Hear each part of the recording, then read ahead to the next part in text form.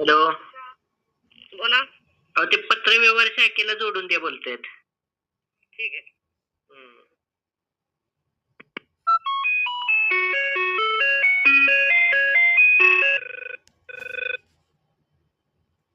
नमस्ते.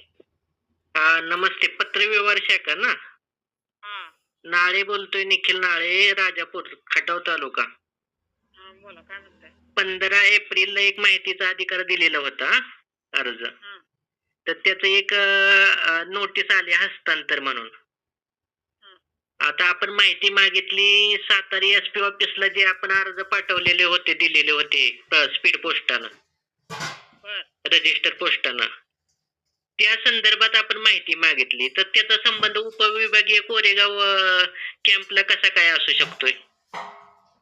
अर्ज खाली जिथं ज्या भागात जिथं तिथं अर्ज चौकशी देतो ना आपण. अहो पण अर्ज मी SP ऑफिसला, सातारा SP ऑफिसला मी अर्ज पाठवले होते. त्या संदर्भात मी माहिती मागितली ना सातारा SP ऑफिसला. तर तुम्ही हस्तांतरण केलंय कोरेगाव कॅम्प DYSPच्याकडे. हा बर.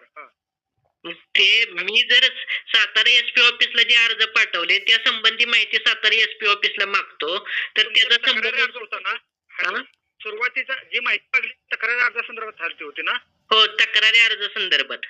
हा, मग विषय कसा राहतो या, तुम्ही जर समजा SP ऑफिस साताराला तक्रार अर्ज सादर केला तर तो चौकशीसाठी पुढे इथं ठेवत नाहीत, संबंधित पोलीस स्टेशन किंवा DYSP ऑफिसला पाठवला जातो.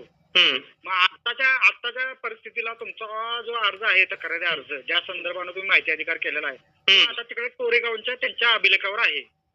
हो बरोबर आहे, पण मी अर्ज जर SP ऑफिसला दिलेला असेल तर मी तिथंच माहिती मागणार ना.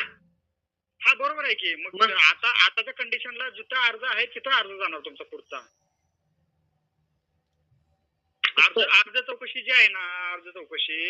ते चौकशी तुमचा SP ऑफिसचा विषय आला ना. तुम्ही चौकशी कुठे करताय तुमचा प्रश्न, पण मी तक्रार कोणाकडे केली? SP-च्याकडे तक्रार केली ना. मग मी SP-लाच माहिती मागणार ना. बरोबर आहे की. पण आता SP-च्या इथं अर्ज नाही ना तुमचा, अर्ज तुमचा तिकडे गेला. या अर्ज ते तुम्ही पाठवलेला असतो, तो तुमचा संबंध असतो ना.